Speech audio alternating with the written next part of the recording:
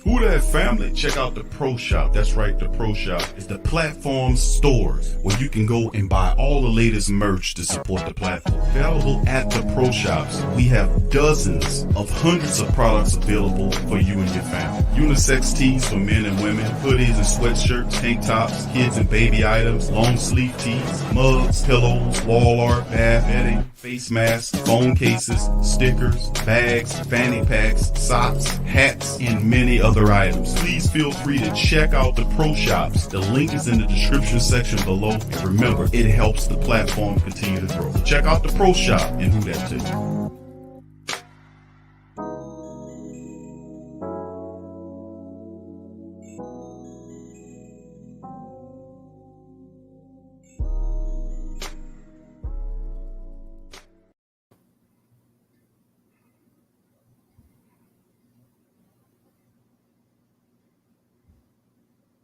You're listening to the PRO Media Network, the next level in entertainment.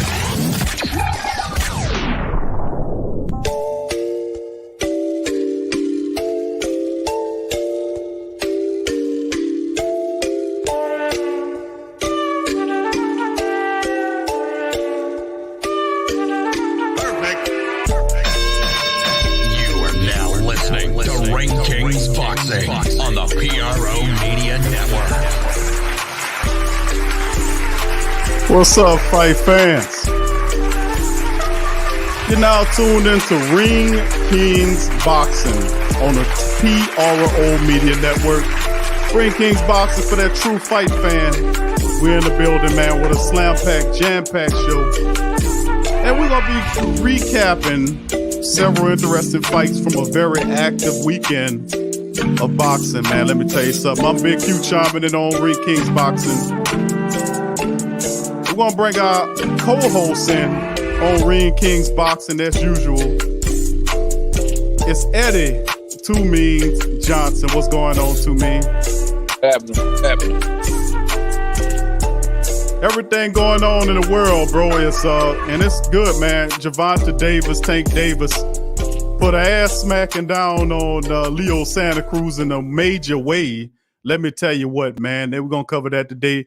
Regis Prograf, he did what he had to do today, represent a hometown, New Orleans, in a major capacity. We'll cover that as well. Inoue beats Maloney.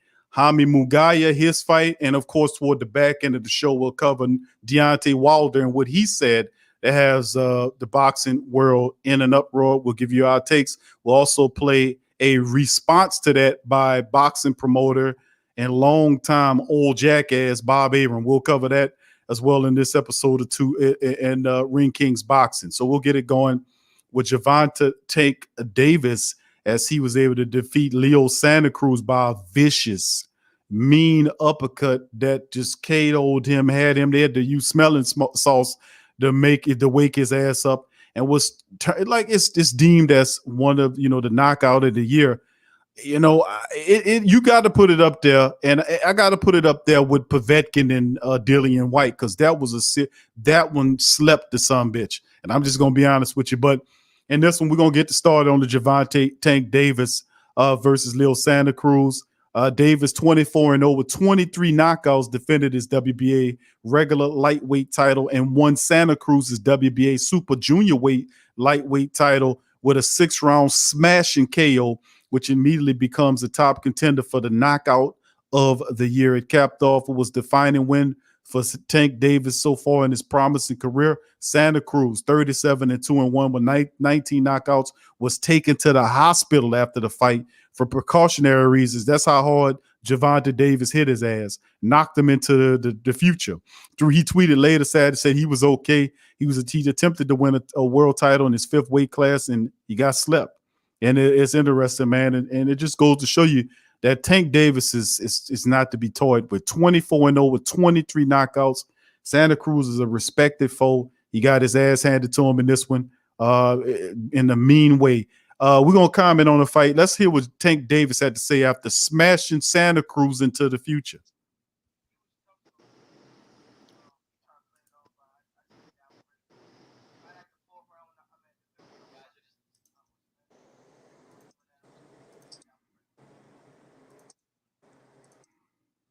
Yeah.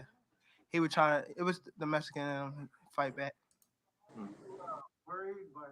Guys, just wait for the microphone, please. Marcos, we're going to wait for the microphone, please. Go ahead. Were you worried because you knew when you connected, you knew you walked off, you knew you'd hit that punch where it knocked him out, but were you worried because he did stay on the ground for a little bit longer? Yeah, so when I hit him, I seen that how he was falling, and then I returned because I knew he was out. But when I was on the rope and I seen that, I turned back around, see he was on the ground. That's when I went to a different mode. Like, damn, like, is he okay? Type stuff. So I'm glad he okay. Don't worry about it. Go ahead. We're going to get another chair up there. Tank, it was a phenomenal fight, start to finish. Walk me through the fight. I want to say the first couple rounds, I was a little cold. I want to say because it was shots that he touched me with that I ain't supposed to get touched with. But I started warming up. I started settling down. I started listening to Floyd, my coach, and things like that. So that's basically what happened. And once I start settling down, it's a lot of pressure. So you wanna get off and things like that. So I looked at Floyd, and Floyd was telling me like, just calm down, like we gonna get him. He always tell me like we're a 12-round fighter. So, but me, I'm so anxious. So once I get in there, I'll be trying to get at him.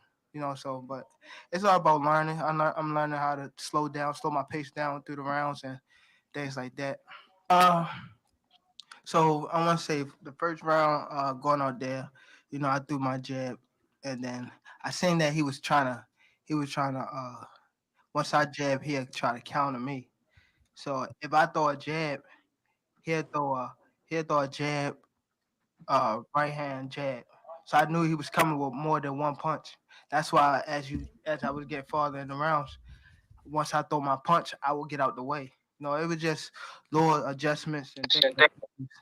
Again, Floyd telling me settle down and just I'm gonna get to him. And then once I start going to his body, it just little adjustments that you got to make that break opponent down. And I think I was breaking them down leading to like the 4th or 5th round.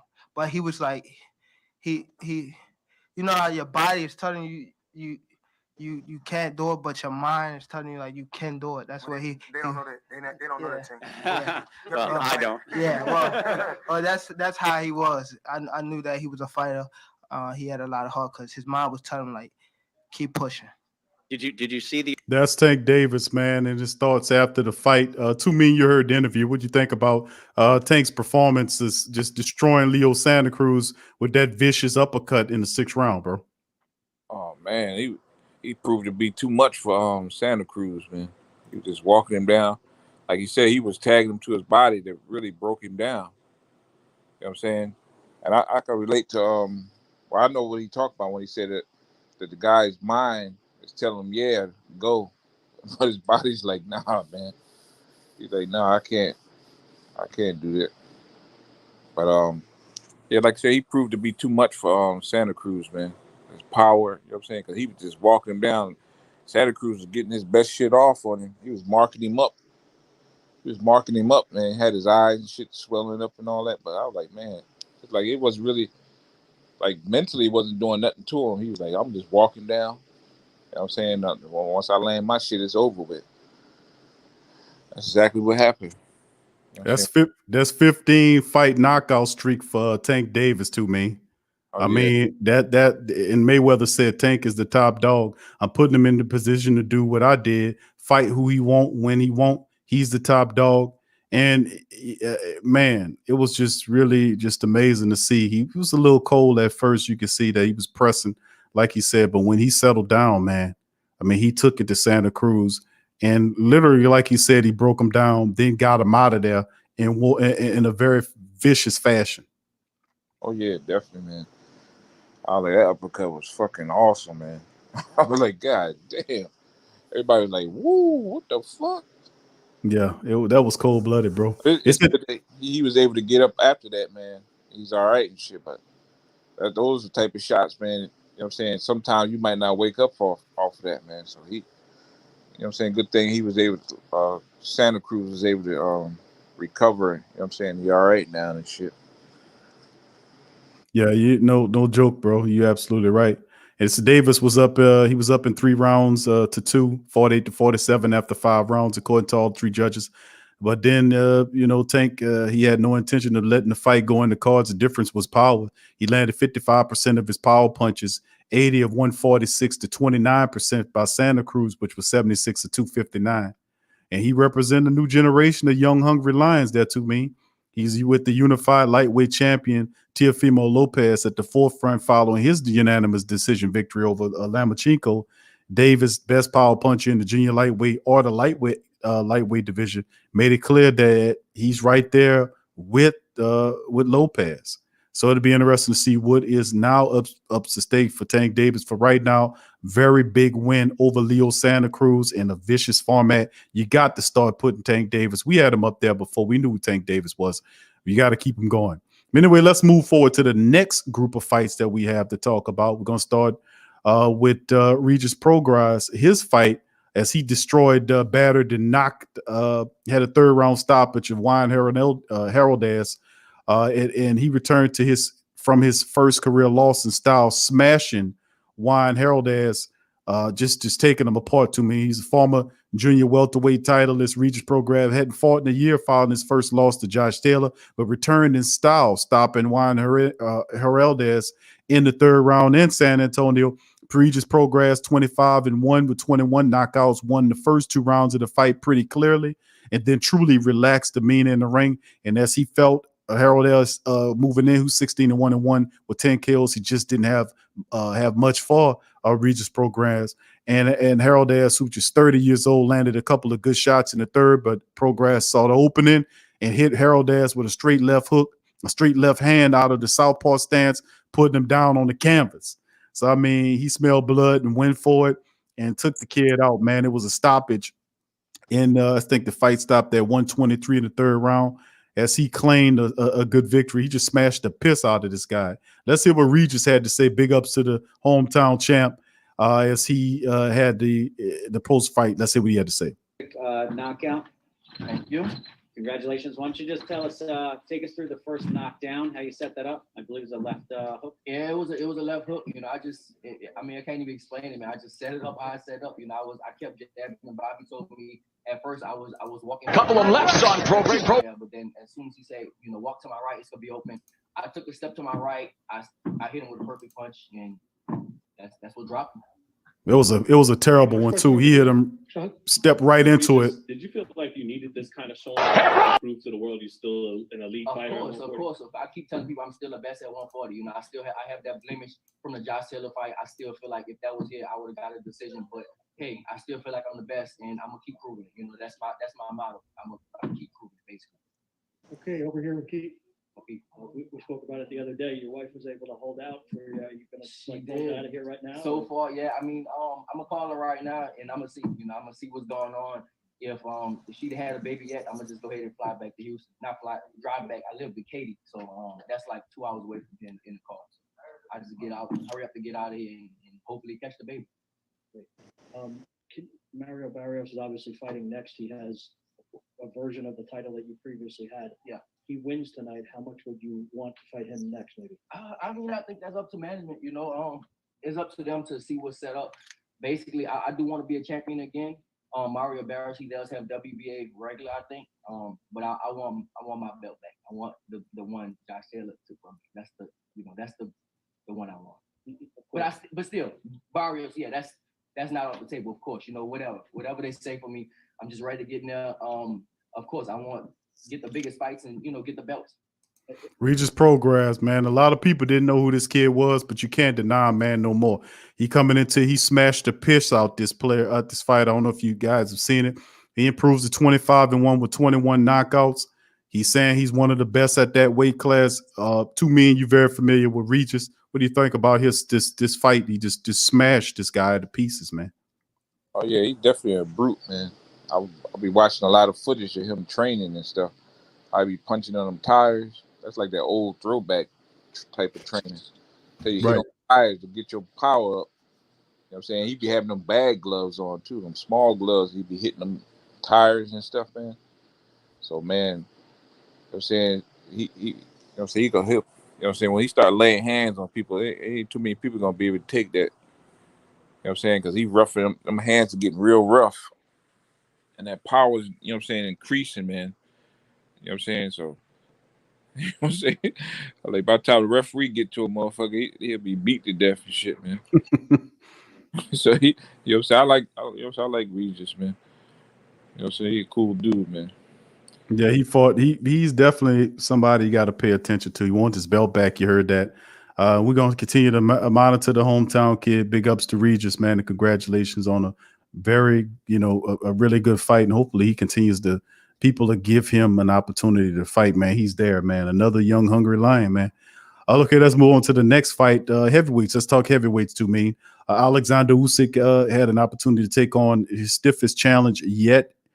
Since moving up to the heavyweight ranks, Derek Chisora, the British fighter, he had an opportunity to take him on. Now he came through the hardest test. Yes, now if you watch the fight, you've seen how Usyk was able to move around Chisora, but I thought Chisora would be a little bit more plodding and slower. But he actually gave Alexander Usyk a good fight earlier, going the entire distance with him. In a fight, it's a tougher assignment lie here for the Ukrainian as the former undisputed cruiserweight champion is to win the title in the second weight division, but sad his fight against Usyk can still utilize his boxing skills against bigger men at the heavyweight division. And let me tell you something, Chisora hit Alexander Usyk with some good shots, man. And he showed that chin because he took, he gave him some shots there, some body shots. Chisora hit him with some body shots and, followed up some good punches upside his head, man. And Alexander Usyk handled it pretty well. So a lot of respect, more respect than that previous fight when he took on that bum Chaz Witherspoon. But Chisora made it difficult at times for Usyk, who won the score. He won the fight 112 to 117 to 112, 115 to 113, and then 115 to 113 for unanimous decision there at the SSE Arena in London. And Usyk's second outing at the heavyweight after he dispatched Witherspoon and Chisora's friend Anthony Joshua, who holds the WBO, WBA, and IBF world titles. And Usyk, who's 18-0 with 13 knockouts, is 33, says aim is to win all the belts at the heavyweight division. And his quotes was not just world champion, undisputed world champion, Usyk said after making his performance of 3 of 10. My plan is to go home with my family. I will train. I hadn't boxed in 1 year. And Joshua, of course, who's 23-1 with 21 knockouts, is due to face Bulgaria's Kilbat on December the 12th. And the plan of the promoters is for Joshua to face English rival Tyson Fury, who's the WBC champion in the unification bout in 2021. Now, Usyk, however, wants his shot at the WBO belt. Joshua, who won a gold medal at 2012 Olympics, like Usyk, was one of the few in attendance at the closed London venue, formerly known as Wembley Arena. Now, as well as it being his first in line for a shot at the WBO title, Usyk is now ranked number 2 with the WBC and the WBA governing bodies, and is number 3 with the IBF. Now, he did enough in it, and like I said, I have to give credit to Derek Chisora, who gave him a little bit more fight than what I anticipated him. It was actually a pretty good fight, despite him losing, against elite competition. Chisora, who's 32-10 with 23 knockouts, was a big risk to Usyk's fledgling heavyweight career. But big ups for Alexander Usyk, who was able to go to the distance with this fighter and was able to box him. He gave him a boxing lesson, took him into deep waters, but Chisora responded in kind. It wasn't the slaughter I thought it was going to be. To me, you've seen this fight. What do you think about Usyk's win over Chisora? Oh yeah, he proved his kid. You know what I'm saying? He proved his point, man. He definitely a force to be reckoned with in the heavyweight division. Like I said, he ain't stay stationary for him to really land solid blows on him. He kept moving and turning and all that stuff, man. I said, like I said, gave him a good boxing lesson. But he proved his case, man. Like, look, I'm here. You know what I'm saying? I'm going for after what I want. You know what I'm saying? So they got to start looking at him. You know what I'm saying? He definitely to be taken seriously, man. You know what I'm saying? He was able to get through that dude. You know what I'm saying? With the punching power like the heavyweights have, he was able to. I mean, he ain't really get hit. He might have got hit solid probably a few times, but most of the time, you know what I'm saying, he wasn't getting hit solid because he kept on the move. They can't let flush on him like that. So, and he's in great shape. So, yeah, he's definitely a force to be reckoned with, man. Yeah, I enjoyed the fight. It's actually a pretty good fight, to be honest with you. I thought, like say, Alexander Usyk, who is a tremendous fighter, who moves around and punches from all angles, has great footwork. I wanted to see how his chin was, but it been against a legitimate heavyweight fighter. And even though the best years for Derek Chisora is behind him, he still surprised me. He came in there well in shape. He moved pretty decently, and he was still able to land some power shots to the body of Usyk, who responded well. He hit he tested Usyk's chin, and and it's pretty good because this was the type of step up in competition, because he wants a bout against Anthony Joshua, who's a different caliber. He's the unified heavyweight champion who has several belts, and that's the next stop for Alexander Usyk. Is what he's saying is that he wants to challenge Anthony Joshua for his titles, but that won't necessarily come until after the Kubrat Pulev fight and a potential fight with maybe a several matchup fight with Tyson Fury, and then that's still up in the air depending on what's going on with Deontay Wilder. And we'll talk about that toward the back end of the broadcast. Okay, let's move into our next fight. We talking everybody. We talking lightweights. We talk about all kind of stuff. We were talking about the heavyweights. Now we're gonna talk about bantamweights. That's right, bantamweights now. Inoue beats Jason Maloney via the 7-round KO, and we know about this exciting young fighter. He put on a surgical display. He's a unified bantamweight world title holder. Inoue defeated Jason Maloney by a 7-round KO Saturday night at the MGM Grand in Las Vegas, showing his form in class that have ranked him as the number 3 pound-for-pound fighter in the world. Inoue scored 2 knockdowns on his way to an impressive performance. And after a relatively even first 2 rounds, Inoue, he just turned it up. Now, of course, he's 20-0 with 17 knockouts. Begin getting his offense started, throwing a variety of power punches with both hands.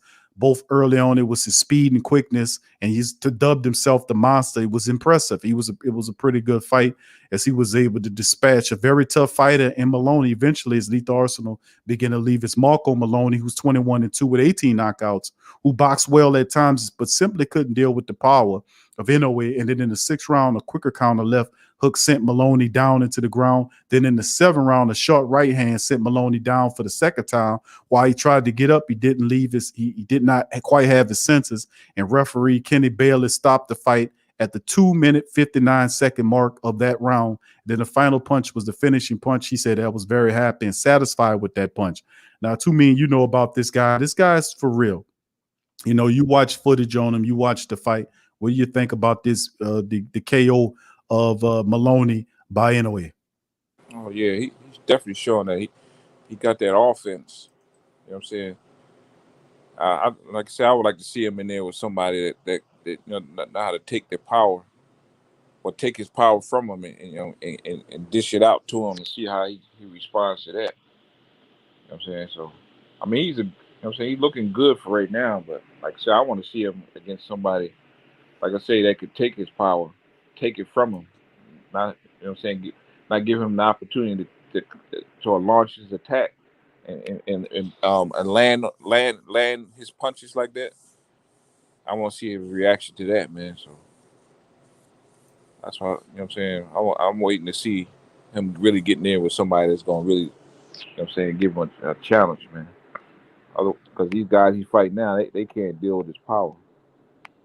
Yeah, that's true. There was talk that he was thinking about moving up eventually. I think eventually he probably will move up from where he is, but right now he's dominating the bantam weights, and the guy he's tremendous. He has won his titles at junior flyweight, junior bantamweight. He currently holds the WBA and IBF belts at 118. He said Maloney had great defense. It was very difficult to get through. The 2 punches you mentioned are something we practice in Japan a lot. I was able to perform well and use it. I'm very happy with that. Now, he was originally supposed to fight WBO bantam titleist John Ruel Casimero on April the 25th before the fight was canceled because of the C virus. Inoue's 27 has his sights on adding to his vast collection of belts. He's looking at a few other people. Now, he was able to beat some interesting fighters, with great credentials, and of course you talk about the World Boxing Super Series when he was able to take that belt, that trophy on as well. So he's a decorated fighter. And like I said, I would love to see him in tough with stiffer competition, but he's just dominating the bantams, man, to be honest with you. Okay, let's move on to the next fight, man. We got through talking about the bantamweights, like I told you. Got a lot of stuff. Let's talk about the middleweights, man. We got some guys we're going to talk about next at 160, and there was two fighters. One of my favorite young fighters is Jaime Mugaya. He faced off against Tareen Johnson this past weekend, and the 24-year-old guy who has scary punching power. He was on full display. The undefeated 24-year-old blasted Torino Johnson with a right uppercut the 6th round of the fight, and upon impact, Johnson's lip was obliterated, split his lip. It was a nasty cut, really bad cut. It was bleeding. It was nasty as hell. After improving to 36-0, Jaime 36-0 now, and the guy's 24 years old. He's 29 knockouts. He proceeded to call out any middleweight world champion for a title shot. I want any of the 160-pound champs, Jaime said in Spanish on the zone. And he said any of them would be great for me. Johnson made it clear from the opening bell that he was going to try to bully Jaime Mugaya. And if you watch the fight, he looked kind of like a lesser version of Sean Porter to me. You know what I'm saying? To me, he tried to stay on him. He bullied him. He smothered him, tried to smother him. But Jaime did a pretty good job of, at times, getting back and launching his jab and selectively, hitting him with body shots and uppercuts. And he hit him with a fiercest one that split his lip. And it's an ugly split, cut it up. Something looked like aliens trying to bust out his goddamn lip or something. I don't know what it is, but it was ugly the way he hit him. To me, you seen the fight. Jaime is you can't deny his punching power. Tareen Johnson was a good guy for him to fight, but both fighters used their weapon of choice throughout, with Mugaya winning that war of attrition in the 6th when he made enough room to unleash the hellacious uppercut that detonated, that just annihilated Johnson's lip and instantly split it. Johnson's corner called it a headbutt, but it wasn't no headbutt, man. You could look at it. It was a straight punch there. That took it. Ringside doctor checked on Tareen Johnson and decided to stop the fight. Mugaya picked up another knockout and sent a message to the middleweight division that he dare. He calling out all the middleweights. Jaime Mugaya, two main thoughts on him taking out Tareen Johnson, and possible what kind of damage this 24-year-old who's 36-0 with 29 knockouts can do in the middleweights. Oh, yeah, he looks solid, man. Like I said, he looked like a solid fighter and shit, man. But like I say, we'll see when he step in them with them top guys, shit, see how he looked in. But yeah, he definitely should be nicknamed the surgeon. I'm saying, where he be fucking cutting motherfuckers. Man, he bust that guy up, bro.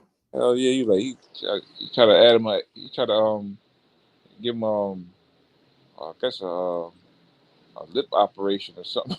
It was ugly, bro. I'm telling you, I'm telling all the Ring King fight family out there to go take a look at that fight, man. And that he tore Tareen Johnson's lip up with that uppercut, man. But this kid could punch, and that's something that we know, man. He got punching power, bro. I mean, he's 24 years old. He could take a punch too. If you watch Jaime fight, he's tough as nails, man. He could take a punch. He's not super fast, but he's smart. He's a smart fighter, and he got power in both fists. And if you stand in the ring with Jaime Mugaya, he knows how to fight. And I'm just interested to see what kind of matchups they can get for him.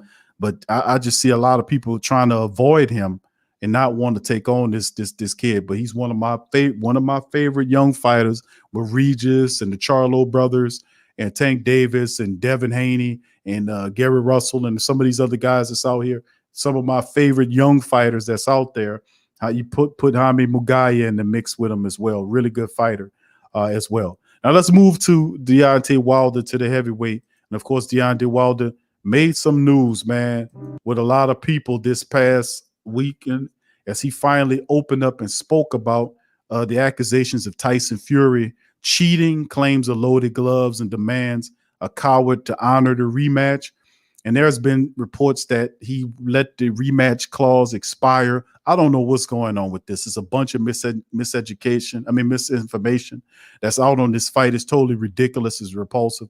But we are on record here at Ring Kings Boxing for calling out that piece of shit Tyson Fury for cheating in glove gates 1 and 2. And not only that, but when he was caught with steroids and he tried to pay off the farmer They swept that under the rug. And of course, what Too Mean was talking to me about early on was the fact that he was going away for drugs, they say, for 2 years away from boxing, which it actually was a ban, that he was banned for steroid use. Wasn't it Too Mean? So, I mean, this guy has obviously been a cheater for a long time in the fight game as well. It's just ridiculous to me. What are your thoughts on that before we play Deontay's, I guess we can call it Deontay's revenge?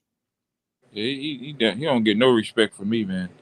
You know, so I'm anytime I don't, you know what I'm saying, all that, him being in the pound for pound top 10, he don't deserve none of that shit. And if he got caught, you know what I'm saying, like I say, Stevie Wonder can see this motherfucker been cheating and shit.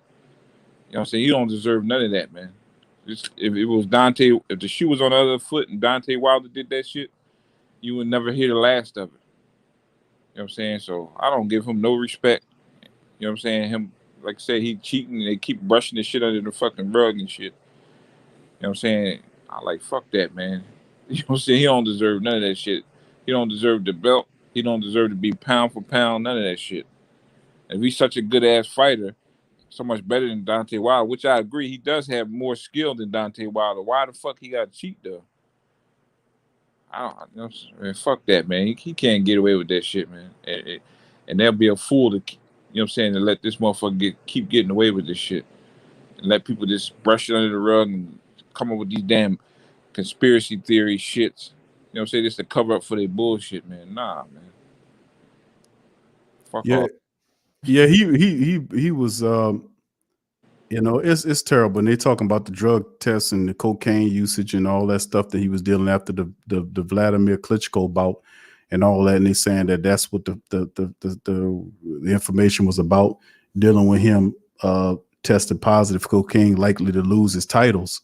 And that's exactly what happened. And this date back to September the 30th, 2016, when ESPN even covered it before he made it a situation with him. They said Klitschko Fury agreed to have drug testing for their rematch. And then he submitted a urine test on September the 22nd in Lancaster. The results came back positive for controlled substance found in cocaine, the marker for a positive test of a banned substance. So they said it was cocaine, but it was a substance that come from the compounds cocaine. So it was like a thing. So, okay, he's on drugs. So it wasn't like that. No, he was actually had a steroid in his blood. But they just covered it up and said, no, he was on drugs. It wasn't. This son bitch he was stripped of his title due to the fact that he tested dirty upon a rematch with Klitschko. And it had nothing to do with cocaine. It was a substance that came out of cocaine. It wasn't actually cocaine. It was a steroid that he was using. And this is actually in ESPN. You can research it. It's called Tyson Fury notified of positive test for cocaine, likely to lose belt. Dan Raphael even called it that. But if you read into the article, it tells you exactly what the chemical was, which is I can't pronounce it, but it's called benzolecgonine. You know, and that's what he tested positive for. And it's overall, so it wouldn't demolish his career. They just said, okay, he was on drugs. Then he said, I couldn't handle what I was going through, and the world was going so fast, and I was this, that, and the third. Nah, you was fucking cheating. You was cheating then, and you was cheating now. And this all this fucking dude ever did was cheating if you go back and research it. But the problem is now he got a whole apparatus cheating for him, and it's all about money. I'm going to play Deontay Wilder, what he said this past weekend. And we're going to give our thoughts on Deontay Wilder's accusations about Tyson Fury cheating. And you listen to this, it's very powerful. And then we're going to play a response to Deontay Wilder, what he's saying, from Bob Arum, who is a promoter, a well-respected, I guess, in circles, promoter, top rank, head owner, a runner of top rank, Bob Arum, what his response was to Deontay Wilder. Here's Wilder. The Bible tells us that silence is golden. But my ears can still hear and my eyes can still see. The Bible also tells us to be swift to hear and slow to speak. You see, what you don't understand, thief, what you did is what my people deal with all the time. Someone cheating them from providing their greatness into the world. But it's a burden that we cut off only to make us stronger. I saw in the first fight where Ricky Hatton was pulling down your gloves to put your fist in the improper position. Y'all tried the same method the second time, but this time you scratched flesh out of my ears, which caused my ears to bleed. It's impossible for a brand new 10-ounce glove to bend, to keep a smushed in form, or to have loose space. I highly believe you put something hard in your glove, something the size and the shape of an egg weight. Here's the reason why the side of my face swelled up in an egg weight form. And it left a dent in my face as well. But in the midst of it all, you still couldn't keep this king down. You would have had to kill me. In the end, it took a crab in a bucket referee and a disloyal trainer to throw the towel in just to stop me. Proverbs, the 6th chapter 30, 31st says, excuses may be found from a thief who steals because he is starving. But if he is caught, he will have to pay back 7 times what he stole, even if he had to sell everything in his house. Your payback is coming.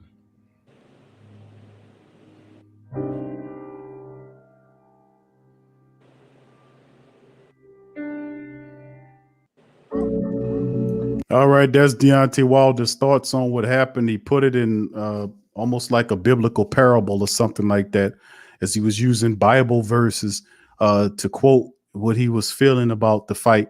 He waited a long time to come out and speak about this. His brother, right after the fight, not too long after the fight with Fury, came out and addressed this, you know. And of course, you know, a lot has transpired, you know, between time. And, you know, we blasted WBC president Suleiman, they've done some wretched things. They even tried to pull Wilder out of the heavyweights by creating another, I guess, I don't know what, another class of fighter underneath. It's not the heavyweights, so they're reframing it, something light heavyweights or whatever it is, and where he would get an opportunity to fight for a belt there. Anything to pull him away from the belt so they can have a mega fight where they can make supreme money with Tyson Fury and Anthony Joshua. And then you have all this going on. So we spend that with Deontay Wilder, and let's listen to what Arum says. Bob Arum, who runs Top Rank, his response to what Deontay Wilder was saying in the ring. Listen closely. Mohammed for IFL TV in association with MTK Global, joined by Bob Arum in the bubble. Of course, the Monster features tonight. That's to come. But Bob, let's just get straight into it. I'm sure you've seen Deontay Wilder's video about Tyson Fury tonight. What have you made of his comments? Well, you know, Fury, we haven't heard a lot from Wilder, so he's probably been watching television. And all I can say about his Instagram post is that he's mimicking Donald Trump. In other words, lie, come up with conspiracy theories, do anything but put the blame on yourself. Now, let me explain what I mean. First, for him to castigate Kenny Bayless, the referee, and Mark Breland, his chief cornerman, the way he did is disgraceful, because they acted properly and they saved Wilder's life from taking any further punishment when he was completely out and getting thrashed by Tyson Fury. Secondly, to talk about the gloves the way he did is disgraceful, because you have to understand the situation with the gloves in the state of Nevada where the fight took place. The night before, the day before the fight, at the weigh-in, the gloves are presented to the commission who inspects the gloves. Each side then examines the gloves, and then each fighter picks a pair of gloves as the gloves they're going to use in the fight, and a second pair in case something happens to the glove during the fight that they could use. Then the gloves are secured by the commission, and they're kept in a safe place so nobody can tamper with them. The night of the fight, a commission inspector brings the gloves that each fighter has signed his name on to the respective fighter, who has already put on his wraps, hand wraps, approved by the commission, hand wraps being signed, and the gloves are put on in the presence of the inspector that brought the gloves and the inspector that's assigned to the room. Nobody can tamper with the gloves. I mean, what he has done is taken something probably from a movie that used to happen maybe in the 30s and 40s and used that as a conspiracy to explain how he got beaten and decisively beaten by Tyson Fury. Okay, let's stop Arum right there because I'm sick of this old bastard. But let me just say he didn't get that from a movie. He didn't get that from a 30s or 40s or 60s movie. We got that footage from the ring where Tyson Fury's glove is bending. It's the front of it smashed down. When he's throwing side angles, the glove is bending at weird angles. There's footage where you can see Hatton pulling on his glove. There is footage where you can see Tyson Fury's pushing down on his gloves. It's just the glove obviously is tampered with. Let me say that. I'm gonna let Tumin come in. But let me state this. Arum is one of these he's like an old bureaucrat, like this old bastard that been a part of the system for years. He's a part of a lot of the corruption. For him to sit up here and pretend like boxing organizations like the WBO, the WBC, and the IBF aren't corruptible. These athletic commissions aren't corruptible when they're mired in the shit. These are totally corrupt organizations. Totally corrupt. They're ungoverned by, there is not a universal body that oversees these organizations. They create belts. They do whatever they want to do, like the WBC does. It just creates belts out of thin air. It takes people and move people around. It gives like what they did with a Canelo when they made him a belt and then take this belt and do. They do whatever they want to do. So these athletic commissions, especially the ones in Vegas and in Atlantic City, these are incredibly corrupt organizations. They're incredible. For him to paint a picture like this is zero possibility of this happening, is totally fraudulent, and it goes to speak about what type of people these are.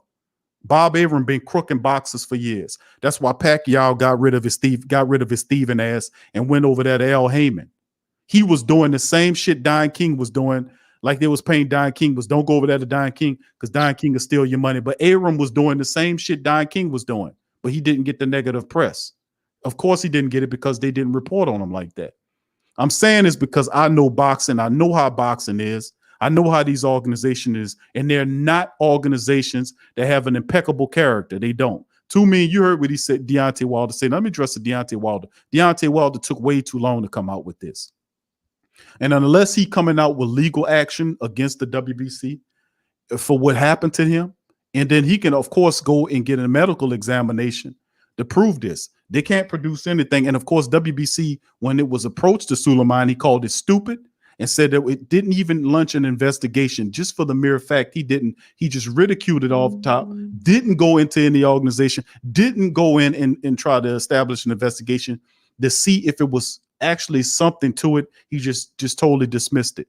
And all this is a part of it. You can see the protection of them from organizations like ESPN that refuse to report on it. And if they report on it, they report on it in the wrong light. It's like Tyson Fury is their holy boy. Despite all the allegations of him with steroid usage, I just read one from you from 2016 when they tried to cover the story like he was on cocaine when he was actually a steroid that got him banned and kicked out for cheating. And he was taking that shit when he beat Vladimir Klitschko the first time around. Then he comes back, the farmer incident that occurred over there in Europe, where he was trying to pay off the farmer to lie and said that he bought tainted meat so he couldn't face that. Then it's a bunch of stuff behind this dude, a perpetual citing of cheating from this dirty bastard. Both fights, you can look at the footage. We're not talking about movies here. We looking at what the gloves are looking like, how the gloves are smushed in, how they're tampering with the gloves, how the gloves fold when he throw punches. Deontay Wilder's face had a dent in it, you know, And you heard what he said, felt like something was an egg weight. Look up and Google what an egg weight looks like.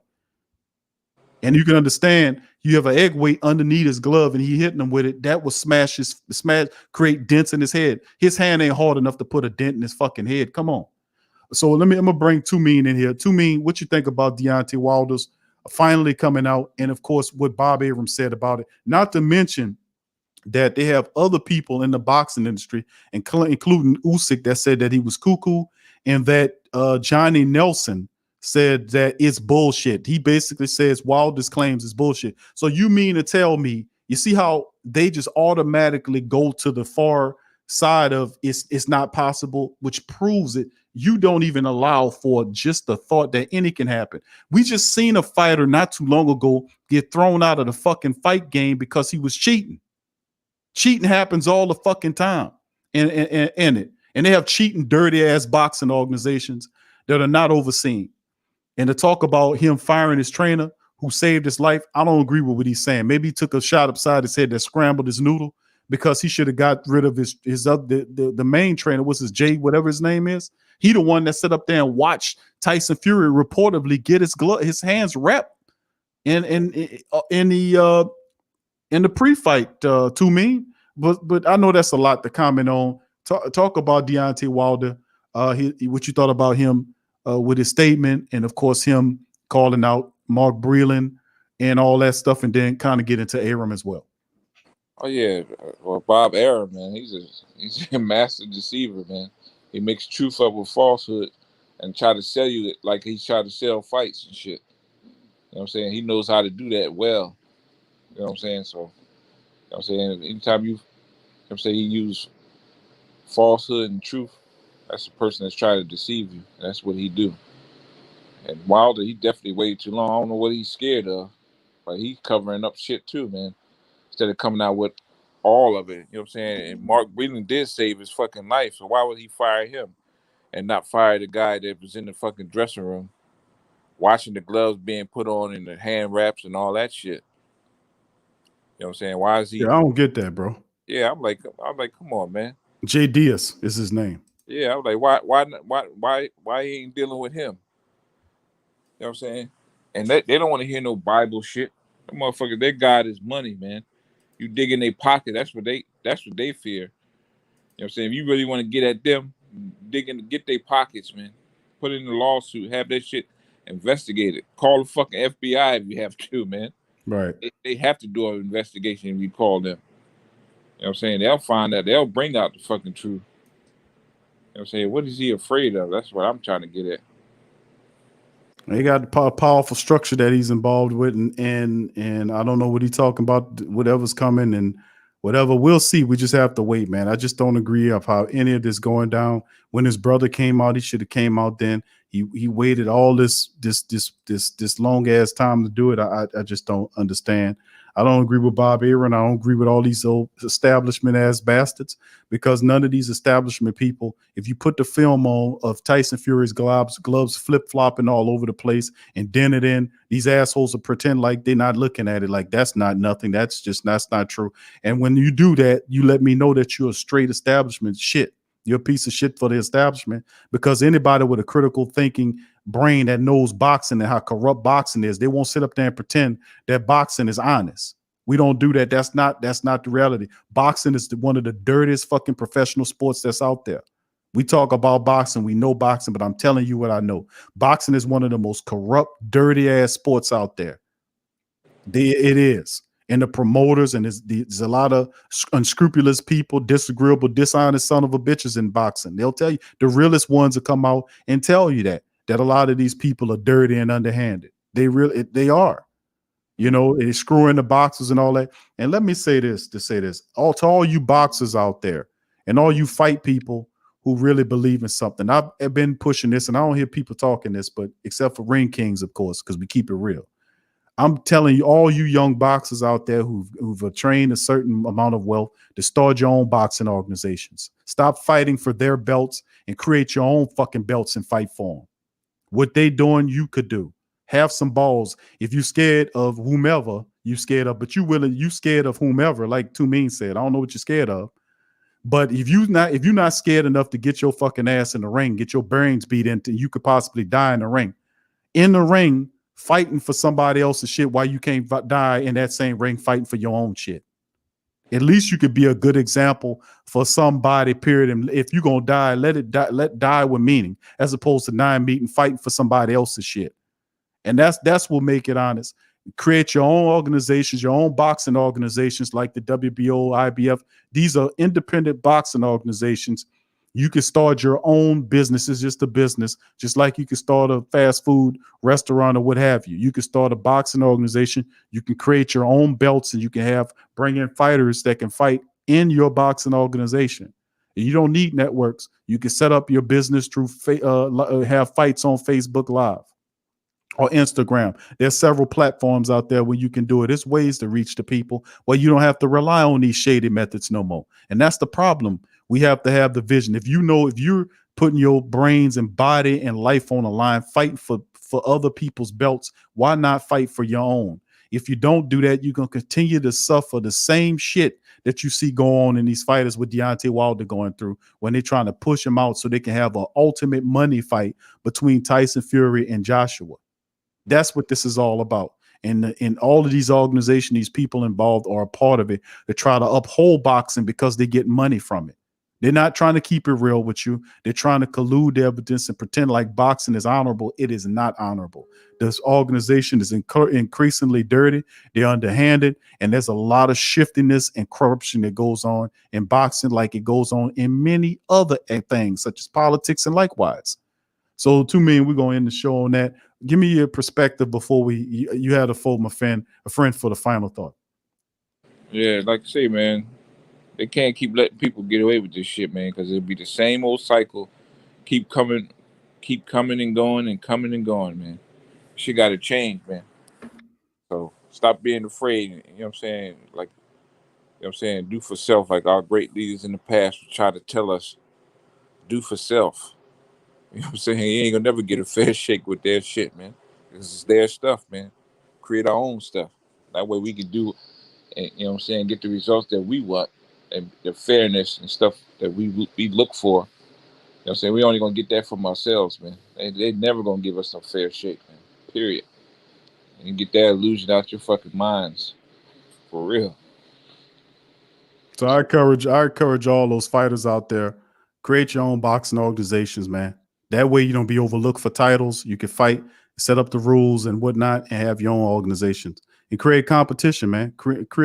Competition is good, man. It really is. Competition is good. It makes things fair. If you have monopoly, then you have a problem. When you have monopolies, you have problems. So that's what I'm talking about on this one, man. And let me tell you something, man. We talking that real stuff here.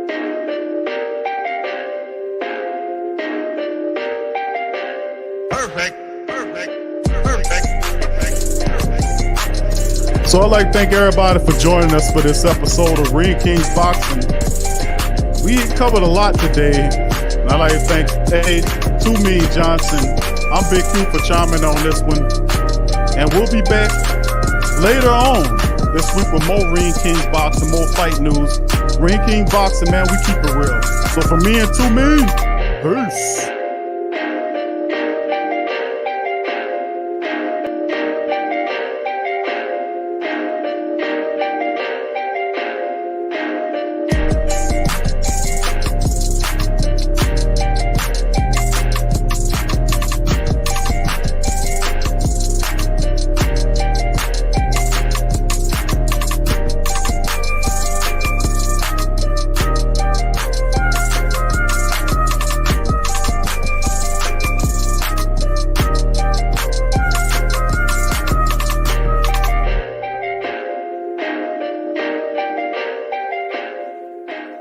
You're now listening to the Ring Kings Boxing on the PRO Media Network.